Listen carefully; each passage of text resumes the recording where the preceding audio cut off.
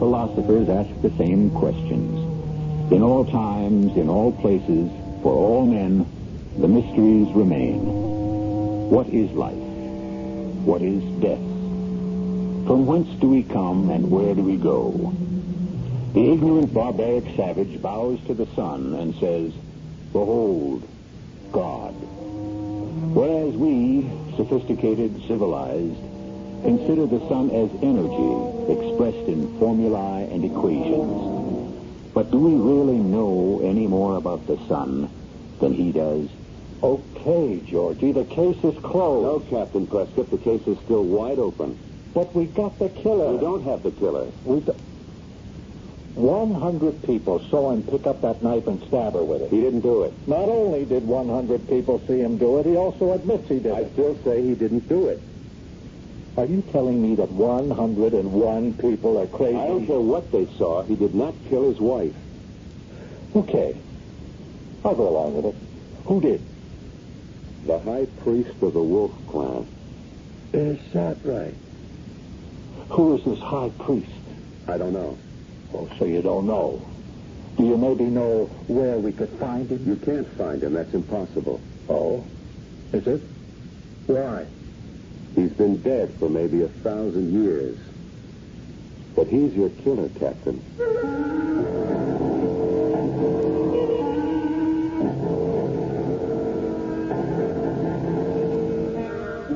Our mystery drama, The Night of the Wolf, was written especially for the Mystery Theater by Sam Dan and stars Michael Tolan. We are in a bright, bustling city in our own Southwest. A new city, but an old settlement. Almost 100 years before the Pilgrims landed in Massachusetts, the Spanish adventurers came here in quest of gold. And when they found none, they went away. After a while, the conquistadors were succeeded by a new breed of explorers who understood that gold doesn't have to be hard and yellow. Gold can also be liquid and black. And thus, a new city was built here. A gleaming city of metal and glass. A new city, but not the first city. For thousands of years, men of many kinds and various colors have built cities here. Cities that have flourished and vanished. Right now, it is an early evening during the spring, and we find ourselves in a museum gallery, which features an exhibition of the primitive cultures of those early years. Terry. Yeah? Fix your top shirt button. But it's hot in here. Close your collar and pull up your tie. You look like an ape. Okay. Don't embarrass me in front of my friends. Hello, Colonel McKeever. Hello. Terry, don't look so bored. I don't look like nothing. A little culture won't kill you. Why do you make me come to these things, Enid? Because everyone who is anyone is here. Yeah, okay. And you're not to touch a drop. Now, look. You ought to keep away from the refreshment table. Do you understand? Yeah. In a moment, Colonel. Colonel McKeever wants to ask me something. Terry, can I trust you to stay here? Of course. Don't wander off and make a fool of yourself, and don't touch a drop of liquor. Okay. Terry? Terry? Oh. Why do I always have to look for you? Colonel McKeever wants to talk with you. Yeah. Terry, what are you staring at? What's so fascinating about that shabby old thing? It looks like a little old lady's faded bathrobe. Well, it isn't. Oh, of course it isn't. I can read. Ancient ceremonial robe. Said to belong to a high priest of the Wolf Clan. Possibly Mojave or kindred tribe. Well, what's so all fired interesting about it? Shut up. What did you say? I said, shut up. Do you mean you're telling me? Who says I can't tell you to shut up? I warn you, Terry, do not make a scene. You know something? I think I will make a scene. Terry, have you gone mad? Maybe. Let's get out of here quickly. We won't even wait for the car to come. We won't? We'll hail a cab, and I'll... And what? I'll take you to a doctor. Why? Because something anything has come over you. Maybe something has. People are starting to stare at us. Well, so what? Harry, You! Hey, you over there! What are you looking at? Harry, you're embarrassing me. Hey, I mean you! You, the fat slob with a face like a pig! Harry, we've got to leave here. Enid, we ain't going nowhere. I demand that you... Shut up! Well, what are you looking at, huh? You know me? I'm Terry Jessup. 10 years all-pro middle linebacker till I busted my knee. And I got so scared that I had to marry this witch broad. Harry, you've gone mad. I let her father buy me. I let her old man buy me. Harry, And break me. You ruined me. You ruined me. You and your old man, you used me. My name, my reputation, you used me to sell that crooked stock of yours, those dry wells. Please, somebody call an I ambulance. haven't got a real friend in the world because of you. Are we terribly ill? That's why I'm going to kill you. I'll take anybody in hell who tries to stop me. Harry, put down that knife. Sacrificial knife. 1,000 years old. Still good. Look, the point. It's still... He killed her. I told you. Yeah. I killed her. Maybe somebody ought to call the cops.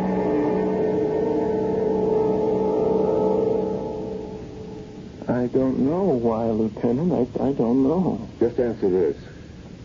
How long have you wanted to do it? Well, I never wanted to do it. Yeah? Well, something just came over me, that's all. That's not true. I swear, Lieutenant. Now, you forget you killed her in front of 100 witnesses. You said that her old man bought you. I never said any such Now, thing. don't fight it, Terry. 100 people heard you. But I don't remember saying it. Do you believe it? No, I don't believe it. Why would I... You said they used you to sell a phony stock. Well, how could... Terry, I wouldn't say this if I didn't get it from people who were standing there. You said that you lost all your real friends because of them. It's crazy. That's what you said. Well, how could I say a thing like that? I was in love with her. Still in all, Terry, you killed her. Why? I don't know. I was so much in love with her, Lieutenant. I mean it. She was the kind of woman I wanted all my life. Girl with class. Sure. But those words you said to her, that anger that made you say them, where did the words and the anger come from? I'm telling you, I don't know, Lieutenant. I must have been out of my head. Sure. Something came over me. What? I got scared. It was like nothing I ever felt before. Like what? Something in that place. Just something in that museum. Something wild. Come on, Terry. What could be wild in a museum? It was like something set my mind on fire. And the words, everybody heard me say, I didn't even know I was saying them. And did you know you killed her? It was like something had to be driven out of me. You understand? No. Something that was wrong, something that had to die, and if she wasn't standing there, I would have killed myself. Yeah. There's something in that place. Sure. Believe me. You gotta believe me. I'm not the one who has to believe you. A judge and a jury has to believe you. It's in that place, Lieutenant. Something is in that place.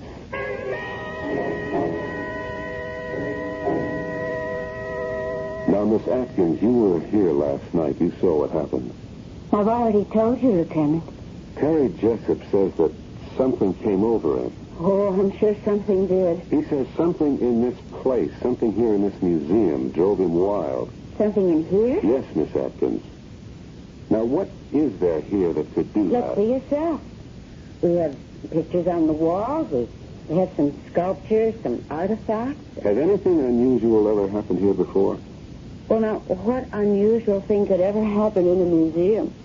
Yeah, that's what I figured. Well, Miss Atkins, I guess that's all. Although, Yes?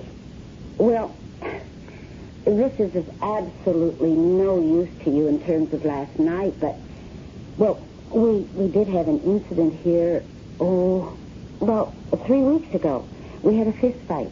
A what? Uh-huh. There were a party of 4. 2 men, 2 women. And suddenly the men started a violent fight. Unfortunately, the guards were able to restrain them. What did you do? Well, the guards hustled them out of the building, but the 2 men kept going at it on the street. Finally, the police came. And then what? Well, I don't know. Just that you asked me about unusual things. And since we have so few of them, well, almost anything would stick in my memory. Yes, it was exactly 3 weeks ago. And then there was another incident. When? Well, that's the peculiar thing about it. It was just about... No. It was exactly 3 weeks before that. You sure? Yes, I remember because it was the first of the month. And the first day of this special early American Indian exhibit. What happened? Well, there was a man. And he was standing, well, right where Jessup was standing. And also right where those other 2 men were standing. The exact same spot. And? He was an elderly, dignified, well-dressed man. And all of a sudden he shouted, "I'm wrong, I wasted my life." And with that, he emptied his pockets. He threw his watch and his ring and all his money away. And then he started to take off his clothes. And then what? Well, the guys just restrained him, and he was taken to the hospital. So, well, all I can deduce from all of this is that every 3 weeks for the last 9 weeks, we've had some kind of violent situation. Does any of this help you? It's interesting, but I don't see where it can take us. Oh, well, I'm sorry you couldn't learn anything, Lieutenant Miller. Do you have any further questions? Just one. What time do you get off? 6. That's exactly 15 minutes from now. Your watch is slow. It's less than 10. How about some dinner? But you'd never asked.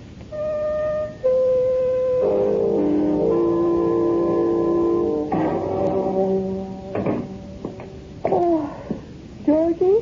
Yeah, it's me. Did I wake you? Oh, no. Oh, had your supper? Yeah. What did you eat? Oh, I don't know. I just grabbed this sandwich on the run. Oh, you shouldn't do that, Georgie. You've got to have a balanced diet. That's why I like you to eat at home when I can make sure. Okay, Myra. Did you put the money in the checking account? Georgie, you got to talk to Jerry. He won't do his homework, and the teacher sent home another note. Jenny has to see an orthodontist, I think. Okay. I'll take care of everything. When? Starting Sunday, I get 3 days off. No, but you never take your time I off. can't just walk off in the middle of a case, Myra. Where were you tonight? Where was I tonight? Where do you think I was tonight? I was with some beautiful blonde. We had cocktails and dinner. Then we went dancing afterwards at a nightclub. And then we wound up the evening in a bachelor pad. I'm sorry, Georgie. Oh, I know it sounds like I'm nagging you all the time, but there's just too much for me to do around here. All by myself. I know. But, honey, once I make captain, you'll see everything will be okay. You used to say that before you made lieutenant. Yeah, but just wait. Everything will work out. Sure, I know it will. I'll tell you what. I'll make us a snack, and we can sit up and talk. Now, honey, I'm beat. It's been a long, long day, and I got to get an early start in the morning. You understand? Sure, Georgie. I understand.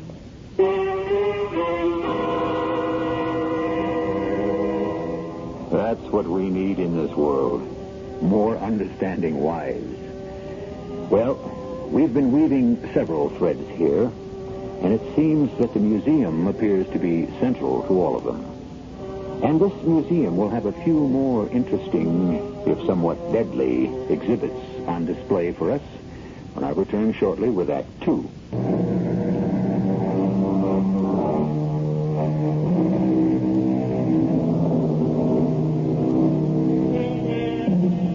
The other night, Terry Jessup, an ex-football player who was considered to be, for all his size, a rather calm and gentle person, suddenly went berserk and murdered his wife.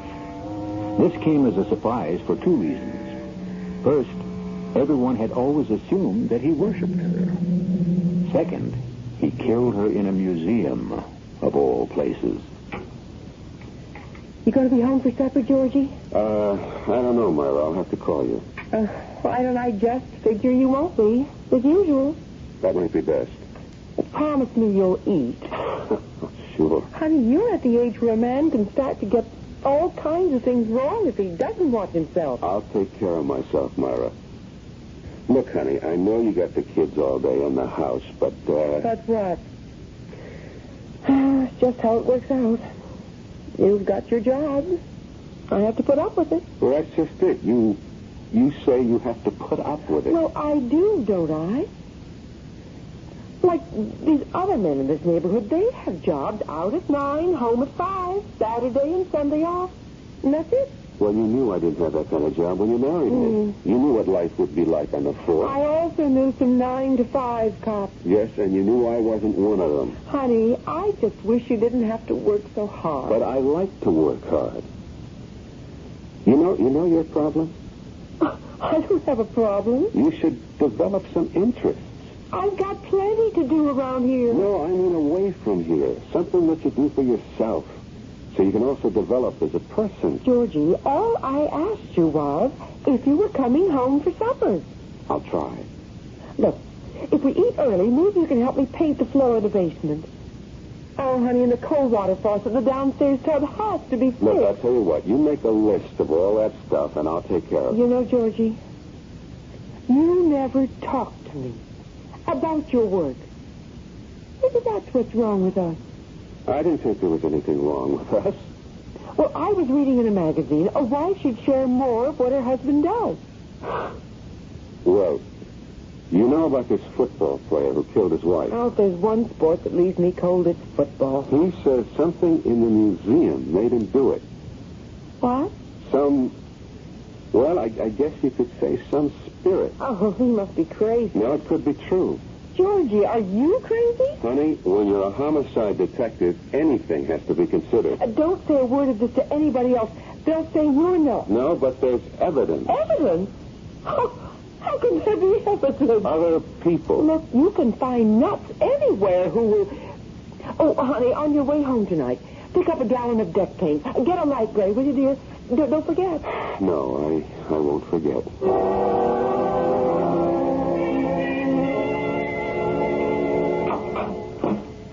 Hi. Hello, Polly. You busy? Swamped. Maybe I better come back another time. Oh, you do that. I shouldn't be here, Polly. I won't say a word. We agreed last night it mustn't go anywhere. Oh, yes, we agreed. But last night would have to be the end of it. I know. But the real reason I'm here is this does happen to be the scene of the crime. That's true. Something in this place made Terry Jessup kill his wife, made those other people go crazy. Something? I don't know too much about it, but it could be some kind of spirit. You think I'm crazy? No. Well, the way I figure it, these tribes, they believed in magic. It was their religion. Maybe there was some truth in it for them. And so...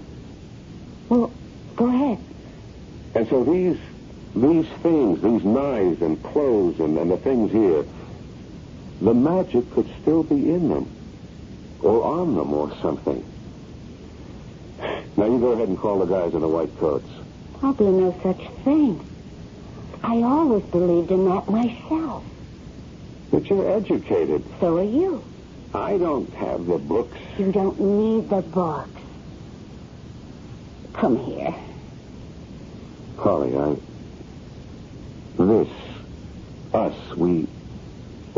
it can't go anywhere. Where does it have to go?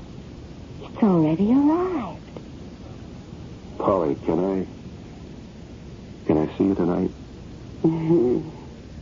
Why do you feel you have to ask?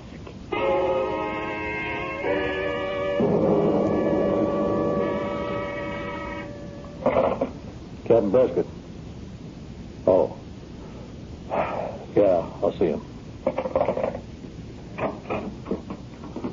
morning, Georgie. Sit down. Listen, Prescott, why am I being assigned to the Kenilworth thing? Because it's a good live murder and just a job for a smart detective like you. But I'm still with the museum killing. What is it with you? Jessup is already in the cooler waiting for his trial. It's gone past. But we have to find out why he did it. No, that's going to be for the psychiatrist to rumble about. What a field day those birds are going to have. Look, I'm running down an angle. Yeah? At the museum. Yeah. I know her name, too. Polly Atkins. What are you talking about? Come on, Georgie. Everybody knows about it.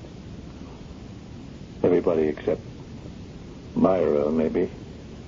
I don't know what's happened to me. Look, it's the first time I ever stepped out of line. You have to believe that. Okay. I believe. And I didn't even plan it. I didn't even know I was doing it. I just asked her out before I could even think of what I was saying. You still in love with Myra? Yes. Are you? No, I don't know. It's all so mixed up. She's everything I ever wanted. Who? Polly. Cool, smart. Yeah, sure. She doesn't have to worry about running a house and taking care of kids. I know all that, but I just have to have her, Prescott, that's all. Where does it lead? Nowhere. It's just free and easy and relaxed. Where does it lead, Georgie? I told you, nowhere. That's not good enough for you. There are guys who can waltz in and out of these things with one dame after another. Not you. Listen, Prescott. Georgie, a thing like this is going to rip you apart. I told you, it's just laughs. You don't have that kind of humor. Break up with her. I can't. So it is serious. Georgie, break it up before it kills you. What are you talking about? I said my piece, Georgie. Look, I've got this lead. Just give me a couple of more days to tie this one up. Sure.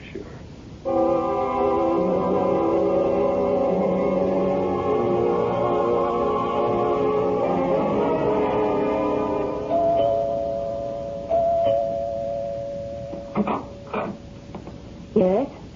Mrs. Stanley Howarth? Yes, but not for long, Brown Eyes. I've already had the paper served on big-hearted Stanley. I'm a police officer. Oh? Well, do come in. Your husband, Mr. Stanley Howarth. Do we have to talk about him? About a month ago, you, your husband, and another couple, a Mr. and Mrs. Andrew Seeley, Yeah, that's another great pair. were in the Museum of Indian Art. I still don't know whose bright idea that was. Suddenly, your husband and Mr. Seeley started swinging at each other. Why? Wow. Yes. Well, I don't know. Did anything happen that would have created a fight? They just couldn't start swinging at each other for no reason at all. Well, the truth is, neither of them's a great intellect, if you know what I mean.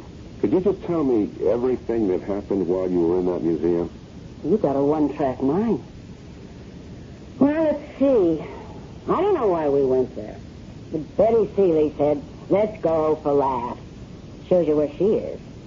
So we wander around, the whole thing's a drag, and I say, Stanley, let's take off, and he says, shut up. Why? Stanley's a man of few words, and those are two of them. Well, anyhow, everybody's saying to Stanley, let's go, but he's just standing there, staring at this thing that looks like a bathrobe. A bathrobe? Well, no, it ain't a bathrobe. It's one of those old Indian robes, and he's staring at it like he's hypnotized. Yes. So, Andy Seeley puts his hand on Stanley's arm and says, let's go. And Stanley pushes him away and says, you're the one who ruined my life, and account of you, I'm a crook today. Well, what did he mean by that? Well, Stanley and Andy, they're partners.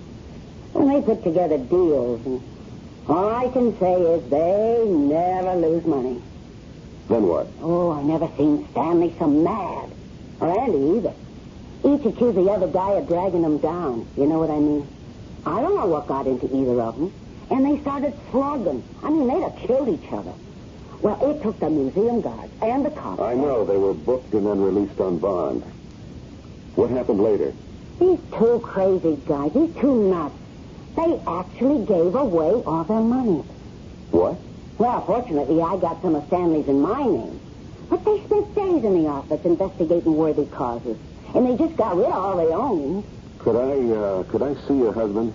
Yeah, sure. If you want to go to India to look for him. He went to India? Well, was it India or Africa? I don't know. Might have been South America. Why? To do good work. Can you tie a thing like that? Any wonder I want to ditch him? Well, thank you very much, Mrs. Howard. Anytime. Now that you know the way, don't be a stranger.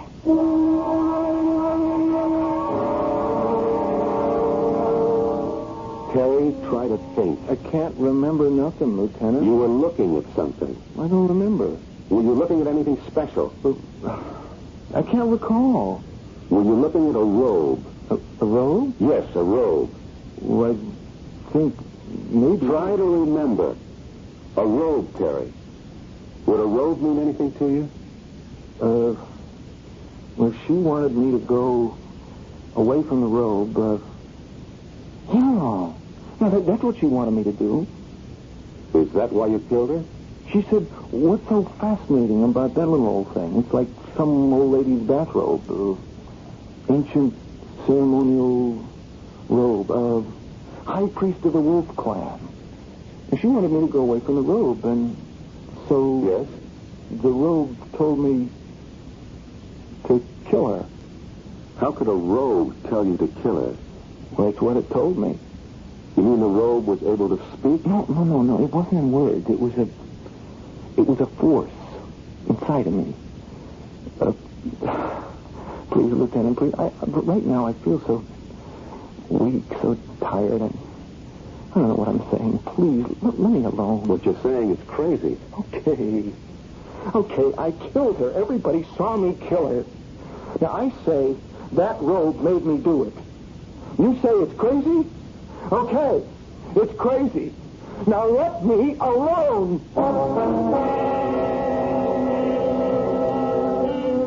What does science have to say on the subject? Science, in its wisdom, states that matter cannot be destroyed. Philosophers agree in principle because they claim that ideas cannot be killed. So if there was something in that ceremonial robe originally, who is to say it isn't there yet? It's been there for 1,000 years, and it will still be there in a few moments when I return with Act 3.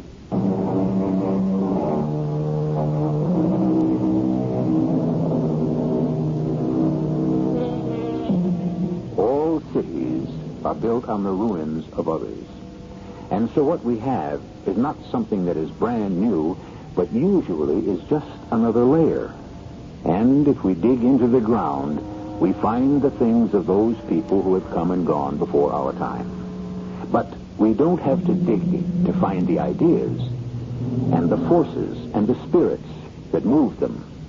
Those can be felt everywhere, especially by men and women who are waiting and hoping for something to change the course of their lives. Detective Lieutenant George Miller has been involved with people like that lately. As a matter of fact, Lieutenant Miller is in the midst of a change in his own life. He may or may not be aware of it. Excuse me. Yes? Are you Mr. Kenneth Underwood? Yes. I'm a police detective. I was told at your apartment that you could be found here in the park. And now that you found me, There was an incident at the museum. a sudden aberration. Over and done with it. Is that so? You were looking at that robe in the museum and you suddenly went, well, I don't like to say crazy. Sir, I don't understand what you're saying. No, I think you do. It's happened twice again since. What can you tell me about that robe? Why is it important? A man killed his wife. The state of his mind at the time will decide the price he'll pay. I read about it. They'll say he was insane. What about that robe? It doesn't matter. Let us say that, some spirit emanated from that robe. Possessed him. It'll amount to being crazy anyhow. Why do you say an evil spirit? I said a spirit. You said evil. Well, isn't it evil if it causes a man to kill? The robe. The spirit of the robe said to me, Kenneth Underwood. Then you are saying there is a spirit in the robe. Said to me, Kenneth Underwood, the gods gave you the gift of poetry. You've abused it, defiled it, cheapened it. And I did. I thought I would die then and there. And the spirit said, will you throw off this illusion of fame and be true to your gift? And I said, yes. Yes. And a great weight was lifted from my heart because I meant it. Do you expect me to believe this? You asked me a question. I gave you an answer. What kind of spirit? Some days later, I returned to the museum. I examined the robe. There's a kind of design in it. I spoke to an authority on the ancient Indian cultures. He said it was the robe of the Wolf clan's high priest. That's what it says on the printed card. The Wolf clan. The clan responsible for the moral purity of the tribe. Each month on the third night before the full moon, every adult member of the tribe had to pass before the high priest. It's called the Night of the Wolf. And if in any heart there's hidden a guilty secret, that secret springs forth. And it either kills that person or he must kill it. I killed mine. And so I survived. Going along with this, how do you account for those other two incidents? Pure coincidence. People happened to be standing next to the robe on that particular night. I read about them in the paper. The two men, they killed their guilty secret. What about Terry Jessup? The football player. He couldn't kill his. He couldn't leave his wife. In his agony, he murdered her. Do you expect me to believe this? That's your option. But a week from next Monday, it will once again be 3 nights before the full moon. If you have a guilty secret, Lieutenant, I wouldn't advise you to stand near that robe. Not on the Night of the Wolf.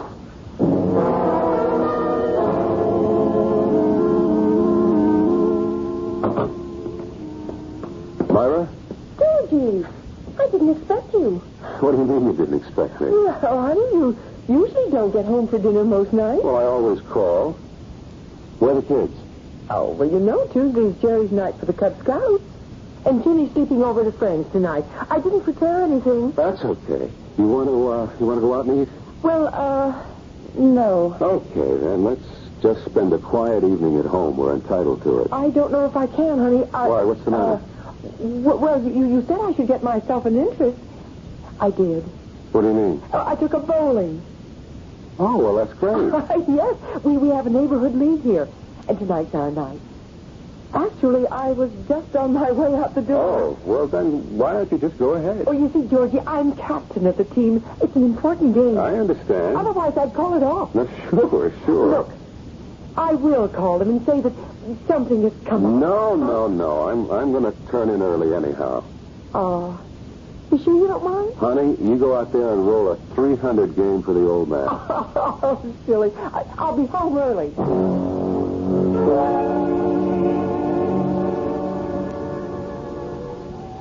A glass of wine, George? No, I don't need wine or anything else when I'm with you. Thank you, sir. Holly, what's going to happen to us? What's supposed to happen? I don't want it to end. I don't want it to end either. So it won't end. Unless, of course, one of us changes his mind, and then, well, that's it. Something's bothering you, George? No. Well, every now and then I can't help feeling what we're doing is wrong. What we're doing happens to be what we both want to be doing. But people don't just have the right to do what they want to do. Why not? Why not? Well, because. Yes? Because? You know something? When I'm with you, I feel anything is possible. I mean, I'm not stuck in a rut. I just feel free. Is that bad? I don't know why. Half the time I don't understand what you're saying. Half the time I don't understand what I'm saying either. And you're not the best-looking dame I ever saw. Oh, thank you. This is your night for gracious compliment. But I just can't seem to get along without you. So? Why fight? Who's fighting it? You are. Every minute. From that very first minute I saw you. I just decided I'm going to quit fighting it. Starting when? Starting right now. I'll show you. I believe you.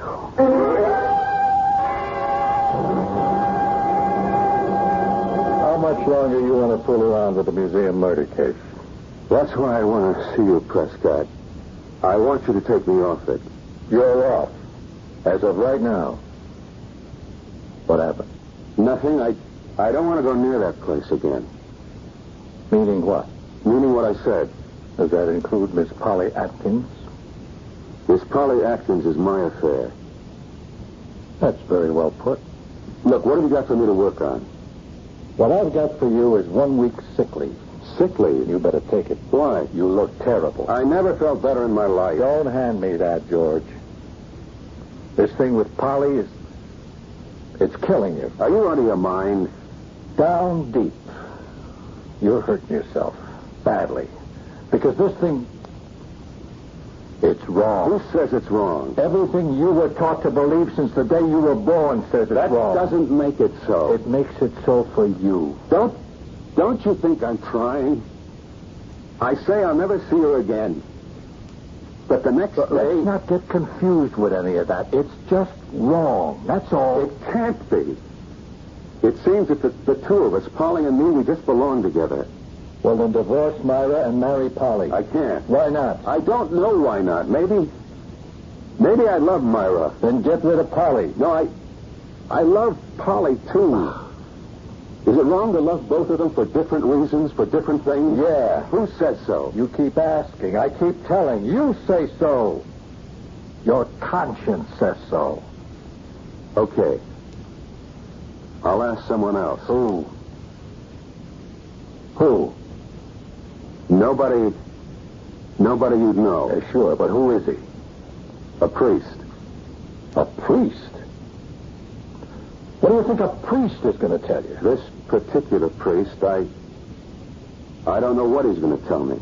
Georgie, are you sure you're all right? Yeah, Prescott, yeah. Just now, for the first time in weeks, I feel all right. If you don't want to take the sick week, see me later for your assignment. Sure.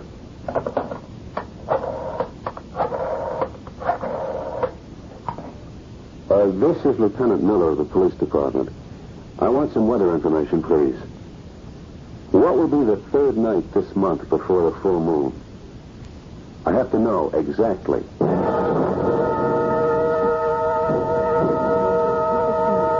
I can't imagine why you'd want to come here this evening, George. Oh, I don't know. I just want to see the exhibit again. Well, I'd think you'd seen all you wanted of it this past month. Well, I never really looked at things before. Did you call Captain Prescott? Yeah. Now, why do you want him to be here? Did he say he'd come? He should be here in a minute. Well, why do you want him? I may need him. For what? Maybe for nothing. I hope for nothing. Georgie! What's this all about? Oh, Prescott, I'd like you to meet Miss Atkins. Oh, we met on the phone. How do you do? Now, Georgie, what do you want me to see? I want to show you a robe. A robe? Yes. Right there. That? That moth-eaten looking thing? What's the point? It belongs to the priest. The one I said I was going to see. Miss Atkins, you know what Georgie is talking about? The robe of the high priest of the Wolf Clan. George, you're pale. Something the matter? Polly, do you believe with all your heart that you and I, we two, we're right? I believe it, George. I believe it. But Don't say any more. Prescott, have you got anything to hide? Anything on your conscience? Everybody's got something on his conscience. No, I'm talking about something wrong that's vital to your life. Georgie, I don't like the way you look. You don't feel a terrible pain in your head? Georgie. You don't feel a tightness? It's so tight in your chest. I think we better call a doctor. Your whole body's not on fire? On fire? Oh, then you're safe.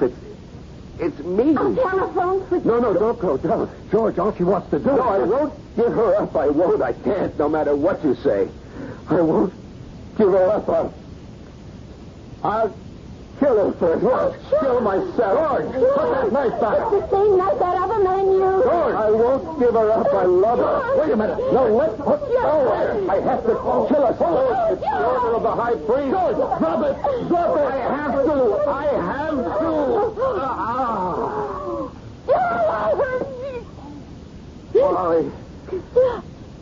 Polly, I'm sorry. Quick, call an ambulance. No, don't bother. The high priest, he said, funny, he said, drive her out of your heart, even if it kills you. I drove you out of my heart, and now I have no heart at all.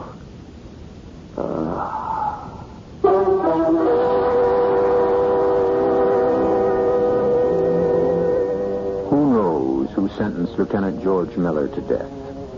A conscience, which everyone has? A sudden heart attack, which anyone can get? Or was it the verdict of the high priest of the ancient Wolf clan? I'll be back shortly.